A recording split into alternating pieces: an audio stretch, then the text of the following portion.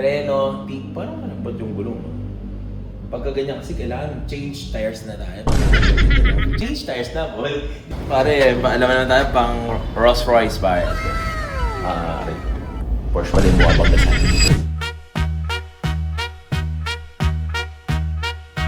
Walang ang oras dito, pare. Walang oras dito sa Manila. Pero dapat, sulit na.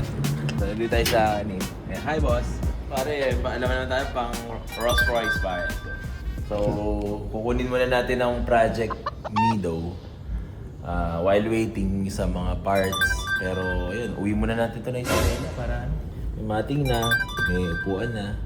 Nakaka-excite naman, pero parang dapat naman, hindi na natin facelift, no? Yung loob. Eh, binalik ko nga sa, yung luma ko muna Ito, palitan na. Yung seatbelts.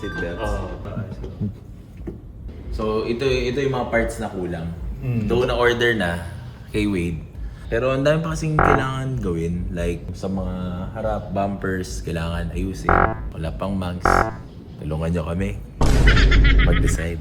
Suspension, meron naman na tayo. Mga minor lang, trims, doon na-order na ng brand new guys. Quick look ng project Nido natin. Siyempre, pagdating sa Isabela, papaceramic natin yan, pipaint natin yung front bumper. Though, parang gusto ko ibalik yung dating bumper, yung stock bumper. Tapos lalagyan ko na ng ilaw. Yung ano ba mas bagay? Yung AFN ba? O yung stock bumper? Comment down below. So, parang may kulang pare. Since LC200 to, ilalagyan natin ng preno. Preno, parang malambot yung gulong. No? Pagka ganyan kasi kailangan change tires na tayo.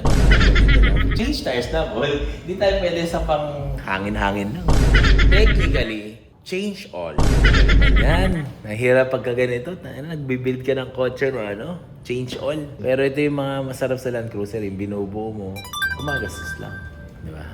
So ito yung interior lift ng LC 200. Ng 200 from 0.2 to 0.3. May mga slightly problema. May mga harness kasi na hindi Hindi siya tugma Hindi tugma. Oo. Pala dito, nagmamatch siya. May plug.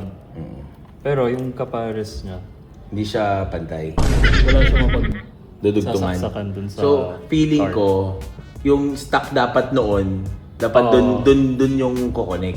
Most likely ganun. Pero kasi wala na eh. So tara, iuwi muna natin to sa Isabela. Kasi medyo sumarap yung tulog dito. Lagyan natin ang dalawang ayusin natin mga mags, tires, preno. Basta, abangan nyo sa Mad Max Progress Build. A quick update lang.